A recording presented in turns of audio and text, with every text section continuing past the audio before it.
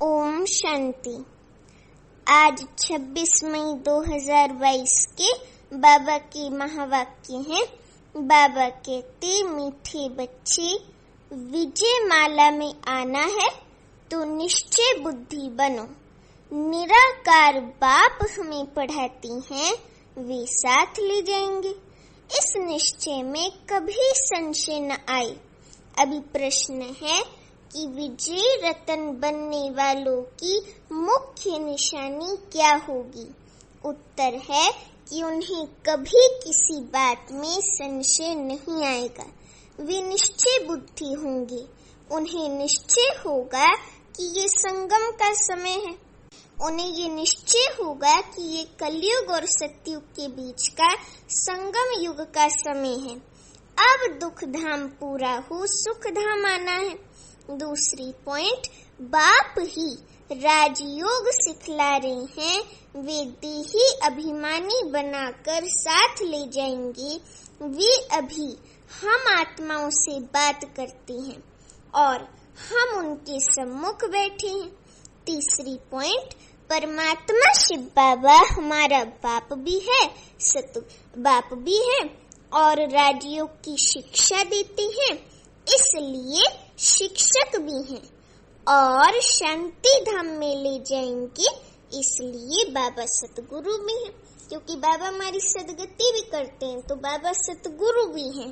ऐसे निश्चय बुद्धि हर बात में विजयी होंगे।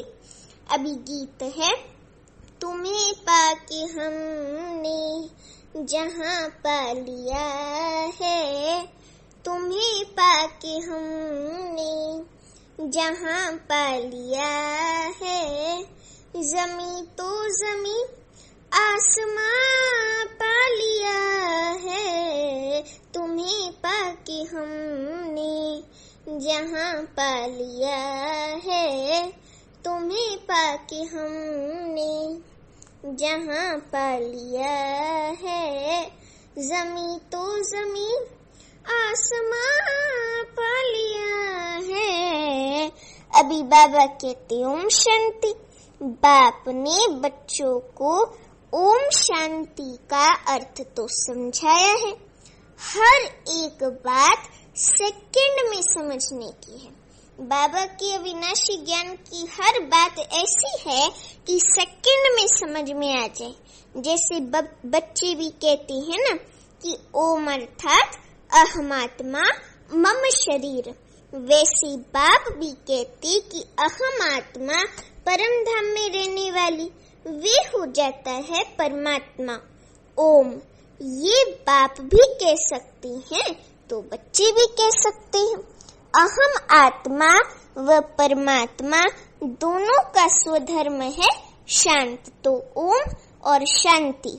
तो तुम जानते हो कि आत्मा जो है वो शांति धाम मन परम धाम में निवास करने वाली है।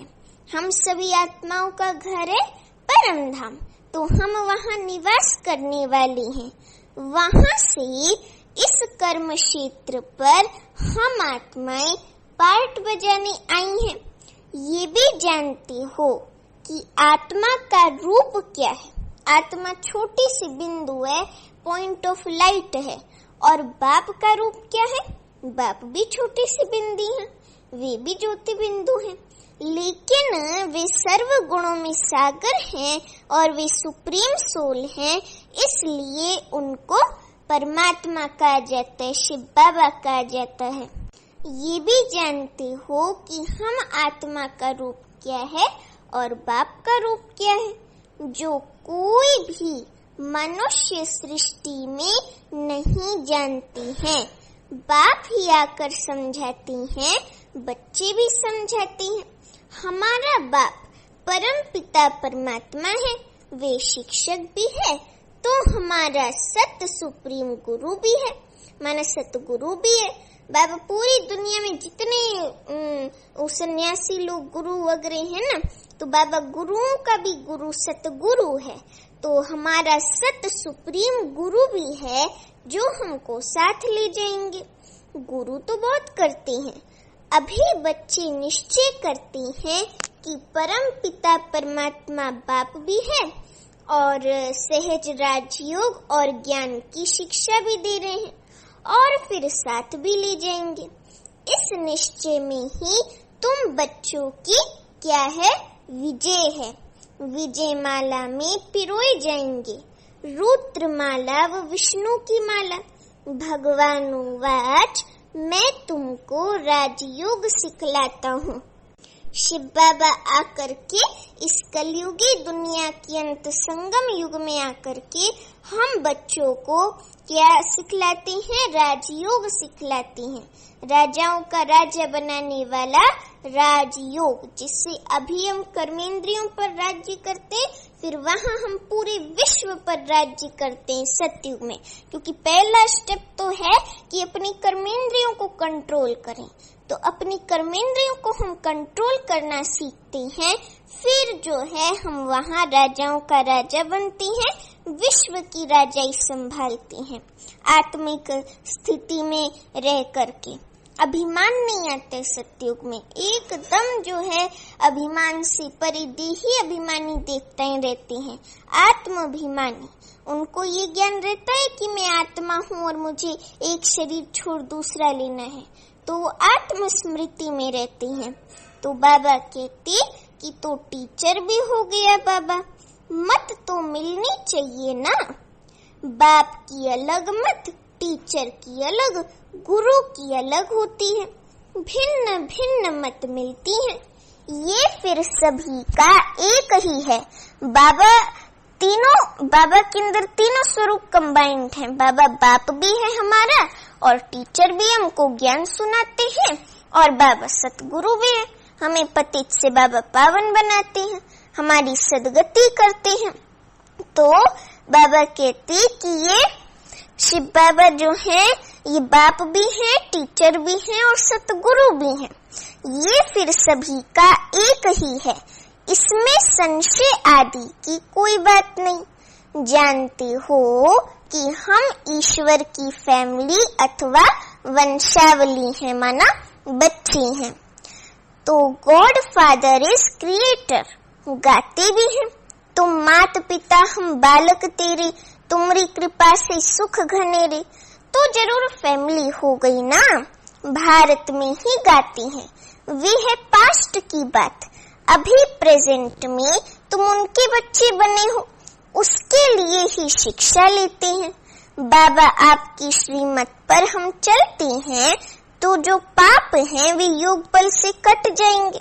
बाप को ही पतित पावन सर्वशक्तिवान कहते हैं। बाप तो एक ही है। बरोबर मम्मा बाबा भी कहती हैं कि उनसे राजयोग सीख रहे हो शिव बाबा से। आधा कल्प तुम ऐसा वर्षा पाते हो, ऐसा सुख का हम विश्व की बादशाही का वर्षा पाते हैं, जो वहाँ दुख का नाम नहीं रहता।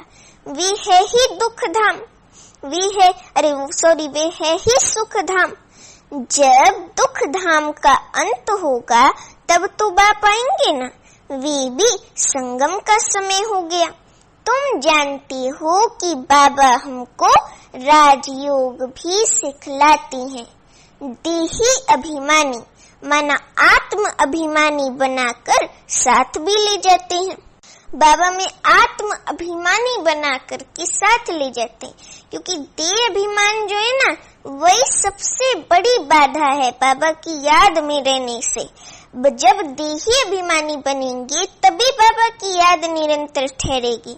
तो पहले जो है हर प्रकार के देह अभिमान को जीतना है।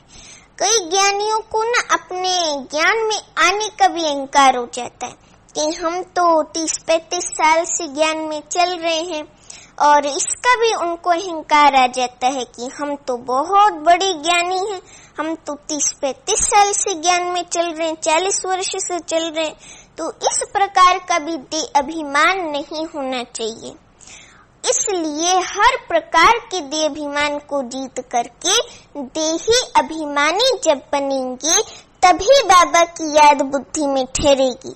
तो इसीलिए जब हम देही अभिमानी बनते हैं, कर्मातीत बन जाते हैं, तो बाबा देही अभिमानी बना करके हमको साथ ले जाती हैं अपने साथ परम धाम, फिर वहां से हम राजाई में आते हैं। तो तुमको कोई मनुष्य नहीं पढ़ाते हैं, ये तो निराकार बाप शिव बाबा हमको ये ज्ञान सुनाते हैं, ज्ञान पढ़ाते हैं। तुम आत्माओं से बात हो रही है, इसमें संशय की व मूंझने की कोई बात नहीं। बाबा सामने बैठे हैं, ये भी जानते हो कि हम ही देवता थे तो पवित्र प्रवृत्ति मार्ग के थे, 84 जन्मों का पाठ पूरा किया है। बाबा हम बच्चों को स्मृति दिलाते कि तुमने 84 जन्म लिए हैं। गाते भी हैं कि आत्माएं और परमात्मा अलग रही बहुकाल, सुंदर मेला कर दिया जब सतगुरु मिला दलाल। आत्मा और परमात्मा जो है वो 5000 वर्ष से हम अलग रहे बहुकाल, बहुत काल से अलग रहे। फिर सुंदर मेला कर दिया जब सतगुरु मिला दलाल। जब शिव बाबा फिर से हमको मिला संगम युग में सतगुरु के रूप में आकर के हमारी सदगति करते हैं बाबा, तो जब हमें सतगुरु के रूप में मिले तो सुंदर मिलन मेला हो गया आत्मा और परमात्मा का। तो सतगुरु मिला दलाल और दलाल ब्रह्मा तन के द्वारा ये मिलन हुआ। तो सतयुग आदि में पहले देवी देवताएं ही होते हैं, जो फिर कलयुग अंत में पतित बनते हैं, पूरे 84 जन्म लेते हैं। बाप हिसाब भी बतलाते हैं। सन्यासियों का धर्म ही अलग है, उनका निर्वृत्ति मार्ग है, उनका सन्यास धर्म है, उनका धर्म ही अलग है। झाड़ में अनेक प्रकार के धर्म हैं, मुख्य जो है वो 4 धर्म हैं, हिंदू, मुस्लिम और सिख ईसाई। और वैसे तो 4000 धर्म हैं जिनका आपको पता भी नहीं होगा। तो झाड़ में तो अनेक प्रकार के धर्म हैं। पहले फाउंडेशन है ही देवी देवता धर्म। कोई मनुष्य वे देवी देवता धर्म स्थापन नहीं कर सकते। बाबा ही फिर से आकर के हमको ये याद दिलाते हैं, ये ज्ञान देते हैं कि तुम ही आदि सनातन देवी देवता धर्म के थे और तुम ही राज्य करते थे। तो ये देवी देवता धर्म कोई मनुष्य नहीं स्थापन कर सकता। बाबा ही फिर से आकर के सतयुगी दुनिया स्थापन करते हैं और आदि सनातन देवी देवता धर्म स्थापन करते हैं। इसीलिए उनको हेवनली गॉड फादर कहा जाता है। तो देवी देवता धर्म प्राय लोप है, फिर से अभी स्थापना हो रही है।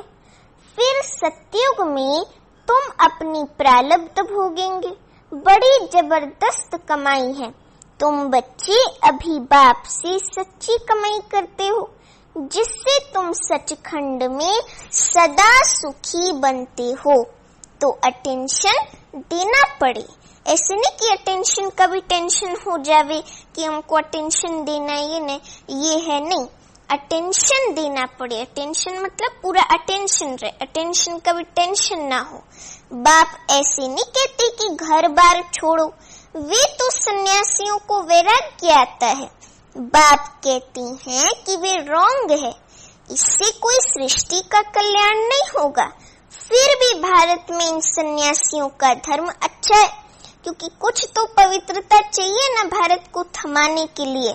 तो भारत को थमाने के लिए सन्यास धर्म स्थापन होता है, क्योंकि देवताएं जो हैं वो वाम मार्ग में चले जाते हैं। मकान आधा समय पूरा होता है तो थोड़ी मरम्मत कराई जाती है, उसको रिनोवेट करते ना, थोड़ा ठीक ठाक करते हैं। तो 1-2 वर्ष में पोताई आदि होती है। कोई तो समझते हैं कि लक्ष्मी का आह्वान करेंगे, परंतु वो लोग समझते हैं कि वे तो तब आएगी जब शुद्ध होंगे। भक्ति मार्ग में महालक्ष्मी की पूजा करते हैं। महालक्ष्मी धन की देवी उसको बताते हैं और उसको विष्णु की तरह 4 भुजाएं देते हैं, और फिर धन को जो है माया कहते हैं। तो महालक्ष्मी की पूजा करती हैं उनसे पैसा लेने के लिए। जगदम्बा के पास कभी पैसा नहीं मांगेंगे, पैसे के लिए लक्ष्मी के पास जाते हैं। दीपमाला पर व्यापारी लोग भी रुपये पूजा में रखते हैं। समझते हैं कि वृद्धि होगी, मनोकामना पूरी होती है। जगदम्बा का सिर्फ मेला लगता है, मेला तो है ही, ये जगत पिता जगदम्बा से मिलने का मेला, ये है सच्चा मेला जिससे फायदा होता है। उन मेलों पर भी बहुत भटकते हैं, कहाँ नाव डूब पड़ती है, कहाँ बस एक्सीडेंट हो पड़ती, बहुत धक्के खाने पड़ते। एक वैष्णो देवी मंदिर है ना यहाँ, कहाँ उसको कहते हैं कि 5 पांडवों का कुछ है, ऐसे है, तो उसमें भी बहुत पहाड़ी चढ़ चढ़ के वो लोग जाते हैं, यात्रा करते हैं। तो भक्ति में कितनी कठिनाई है, कितनी कठिनाइयां हैं, इतना कठिन रास्ता पार करते हैं। अमरनाथ में जाते हैं, सोमनाथ में जाते हैं, कहाँ कहाँ जाते हैं, लेकिन यात्राएं करने से तो बाबा तो मिलता नहीं उन को। तो बाबा कहते कि कितने धक्के खाने पड़ते हैं। भक्ति के मेले का बहुत शौक रहता है, क्योंकि सुना है ना कि आत्मा और परमात्मा का मेला लगता है, तो ये मिलन मेला जो है वे मशहूर है, जो फिर भक्ति मार्ग में मनाते हैं। कंपटीशन है राम और रावण की, तो बाप अच्छी रीति समझाती हैं कि मूर्छित नहीं होना है माया रावण से। राम और रावण दोनों सर्वशक्तिवान हैं। तुम हो युद्ध के मैदान में, कई तो घड़ी घड़ी माया से हारते हैं। बाप कहते हैं कि तुम मुझ उस्ताद को याद करते रहेंगे तो कभी हारेंगे नहीं। हम सभी की है शिव शक्ति पांडव सेना और बाबा है पांडव पति। तो जब हम उस्ताद को, शिव बाबा को, पांडव पति को याद करते रहेंगे तो कभी माया से हारेंगे नहीं। बाप की याद से ही विजय पाते जाएंगे। ज्ञान तो सेकंड का है। बाप विस्तार से समझाती हैं कि ये सृष्टि चक्र कैसे फिरता है। नटशील में तुम बच्चे बीज और झाड़ को जानते हो, इनका नाम भी है कल्प वृक्ष। इनकी आयु लाखों वर्ष तो हो नहीं सकती। ये है वैरायटी धर्मों का झाड़। एक धर्म की शक्ल न मिले दूसरे से, बिल्कुल ही भिन्न है, माना अलग अलग है। इस्लामी आदि कितने काले हैं, वहाँ भी धन बहुत है। धन के पिछाड़ी तो सब है। आजकल तो सबको धन की है ना कि हम कितना धन कमाए, हमारे पास बहुत धन होना चाहिए, सभी धनी बनने चाहते हैं। तो अभी तो धन के पिछाड़ी तो सब है। भारतवासियों के फीचर्स बिल्कुल अलग अलग हैं, भिन्न वैरायटी धर्मों का झाड़। तुम भारतवासियों, तुम समझ गए हो कि कैसे वृद्धि होती है। इनकी भेंट बनियन ट्री से की जाती। जो बरगद का पेड़ होता है ना, तो इनकी भेंट कंपैरिजन बनियन ट्री से की जाती है। अभी प्रैक्टिकल में तुम देखते हो कि इनका फाउंडेशन खत्म हो गया है, बाकी धर्म कायम है। देवी देवता धर्म कोई नहीं है। कलकत्ते में तुम देखेंगे कि सारा झाड़ हरा भरा खड़ा है, फाउंडेशन है नहीं। इनका भी फाउंडेशन है नहीं जो स्थापन हो रहा है। बच्चे समझते हैं कि अब नाटक पूरा होता है, अब वापस चलना है बाबा शिव बाबा के पास, तुम मेरे पास आ जाएंगे। ये भी जानती हैं कि सिवाय भारत के और कोई खंड स्वर्ग बन नहीं सकता। गाते भी हैं प्राचीन भारत, परंतु गीता में कृष्ण का नाम डाल दिया है। बाप कहते हैं कि श्री कृष्ण को तो पतित पावन कोई कहेंगे नहीं, निराकार को मानेंगे। कृष्ण तो सतयुग का प्रिंस है। उस नाम रूप देश में फिर कृष्ण स्वर्ग में ही आएंगे। वही फीचर्स फिर थोड़े हो सकते। एक एक के फीचर्स अलग अलग हैं, कर्म भी सबके अलग अलग हैं। ये अनादि ड्रामा बना हुआ है, हर एक आत्मा को पार्ट मिला हुआ है। आत्मा अविनाशी है, बाकी ये शरीर विनाशी है। मैं आत्मा एक शरीर छोड़ दूसरा लेता हूँ, परंतु ये आत्मा का ज्ञान भी कोई को नहीं है। बाप आकर नई बातें सुनाते हैं।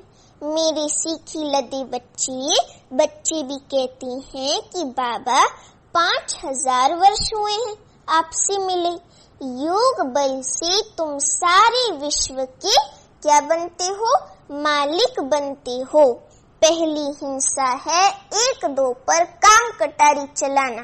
ये भी समझाया गया है कि बाहुबल की लड़ाई से कभी भी कोई विश्व के मालिक बन नहीं सकते, जबकि योग बल से बनने वाले हैं। परंतु शास्त्रों में फिर देवताओं और दैत्यों की युद्ध दिखाई है। वे बात ही नहीं। यहाँ तुम योग बल से जीत पाते हो बाप द्वारा। बाप है विश्व का रचयिता, सो जरूर नई विश्व ही रचते हैं। लक्ष्मी नारायण नई दुनिया स्वर्ग के मालिक थे। बाबा कहते कि हम ही स्वर्ग के मालिक थे। फिर 84 जन्म लेते पतित वर्थ नोटे पैनी बन पड़ी हैं, माना जिनका कोई वर्थ वर्षा नहीं है, जिनकी कोई राजाई नहीं है, जिनके अंदर कोई सर्वगुण नहीं है, तो वर्थ नोट पैनी बन पड़े हैं। अब तुमको ही पावन बनना है। भगत तो बहुत है, परंतु जास्ती भक्ति किसने की है? जो आकर ब्राह्मण बनती हैं, उन्होंने ही शुरू से लेकर भक्ति की है, वही आकर ब्राह्मण बनेंगे। प्रजापिता सूक्ष्म वतन में तो नहीं है। ब्रह्मा तो यहाँ चाहिए ना, जिसमें प्रवेश करते हैं। तुम जानते हो कि जो बाबा मम्मा यहाँ है वे वहाँ है। ये बातें बड़ी अच्छी समझने की हैं। डायरेक्शन बाबा देते रहते हैं। ऐसे तुम सर्विस करो। बच्चे नई नई इन्वेंशन निकालते हैं। कोई चीज की कोई इन्वेंशन करते तो कहेंगे कि कल्प पहले भी ये इन्वेंशन निकाली थी।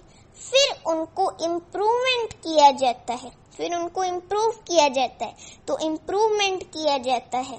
स्वर्ग और नरक का गोला जो बनाया है तो वे बहुत अच्छा है। कृष्ण सभी को बहुत प्यारा लगता है, परंतु उन्हों को ये नहीं पता कि यही नारायण बनता है। अब ये युक्ति से समझाना है। तुम्हारा ये गोला तो बहुत बड़ा होना चाहिए, एकदम छत जितना बड़ा हो, जिसमें नारायण का चित्र हो, कृष्ण का भी हो। बड़ी चीज मनुष्य अच्छी रीति देख सकते हैं। जैसे पांडवों के कितने बड़े बड़े चित्र बनाए हैं। पांडव तो तुम हो ना, यहाँ बड़ी तो कोई है नहीं। जैसे मनुष्य होते हैं 6 फुट वाले, ऐसे ही हैं। ऐसे मत समझो कि सतयुग में बड़ी आयु होती है इसलिए लंबे शरीर वाले होंगे। जास्ती लंबा मनुष्य तो शोभता नहीं है। इतना भी बड़ा ताड़ का पेड़ तो थोड़ी ना शोभेगा, तो एकदम भी इतना बड़ा हो तो कोई शोभेगा नहीं। तो समझाने के लिए बड़े बड़े चित्र चाहिए। सतयुग का चित्र भी फर्स्ट क्लास बनाना है। इसमें लक्ष्मी नारायण का, नीचे राधे कृष्ण का भी चित्र देना है। ये है प्रिंस प्रिंसेस। ये चक्र फिरता रहता है। ये जो सृष्टि कल्प का चक्र है ये फिरता रहता है। ब्रह्मा सरस्वती फिर लक्ष्मी नारायण बनते हैं। हम ब्राह्मण सो फिर देवता बनते हैं। ये अभी जानते हैं कि हम सो लक्ष्मी नारायण बनती हैं, फिर हम सो त्रेता युग में राम सीता बनेंगे। ऐसी राजाई करेंगे। बच्चे ऐसे चित्रों पर बैठ किसको समझाएंगे तो बड़ा मजा आएगा। कहेंगे कि ये तो बड़ा फर्स्ट क्लास ज्ञान है। बरोबर हठ योगी तो ये ज्ञान दे न सके। सतयुग में पवित्र प्रवृत्ति मार्ग था, अभी है अपवित्र। बाप बिगर बेहद का वर्षा, मन स्वर्ग की राजाई का वर्षा कोई दे ना सके। जानते हो कि बाबा हमको विश्व का मालिक बनाने की शिक्षा दे रहे हैं। वे अच्छी रीति धारण करना चाहिए, पढ़ाई से मनुष्य बहुत ऊंच बन जाते हैं। तुम भी अभी अहिल्या कुब्जादी हो, बाप बैठ पढ़ाते हैं। जिस पढ़ाई से फिर तुम विश्व के मालिक बनते हो। ज्ञान का सागर भी वे है। अब बाप कहते हैं कि अपने को अशरीरी समझो। नंगे आए थे माना अशरीरी आए थे, फिर अशरीरी नंगे जाना है। तुम जानते हो कि ये हमारा 84 का चक्र अब पूरा होना है। ये तो बड़ा वंडरफुल है। इतने छोटी आत्मा में कितना बड़ा भारी पार्ट भरा हुआ है जो कभी मिटने का नहीं है। इनकी न आदि है न अंत है। कितनी वंडरफुल बातें हैं।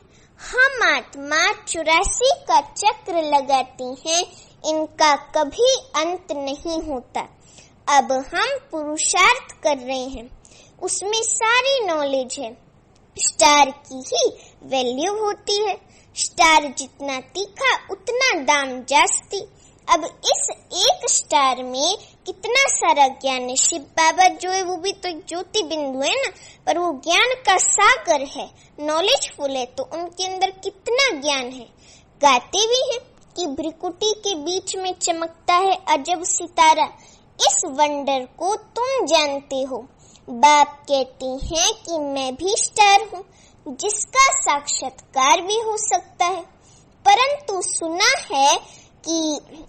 है ना कि वे बहुत तेजोमय अखंड ज्योति है, सूर्य मिसल है। तो बाबा अगर स्टार रूप दिखाएं तो माने नहीं, ऐसे बहुत ध्यान में जाती हैं।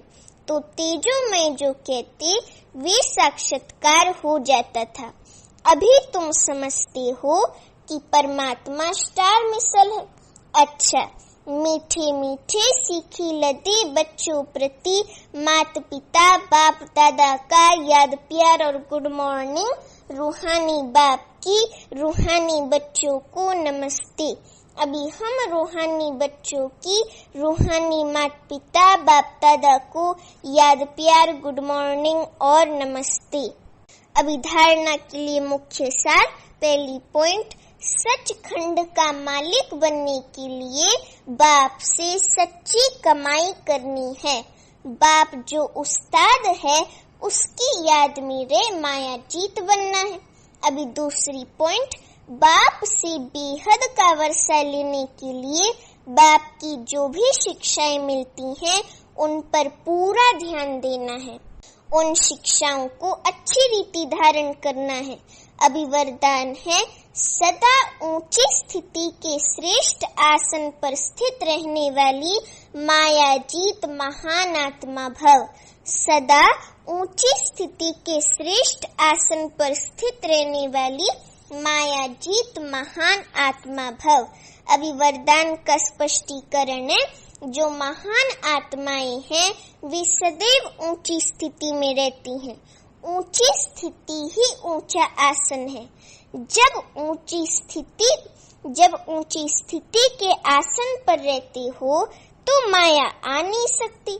वो आपको महान समझकर आपके आगे झुकेगी, वार नहीं करेगी, हार मानेगी। जब ऊंचे आसन से नीचे आते हो तो माया वार करती है। आप सदा ऊंचे आसन पर रहो तो माया के आने की ताकत नहीं, वे ऊंचे चढ़ नहीं सकती। अभी स्लोगन है, शांति का दूत बन सबको शांति का दान दो, यही आपका ऑक्यूपेशन है। शांति का दूत बन सबको शांति का दान दो, यही आपका ऑक्यूपेशन है। अच्छा, ओम शांति।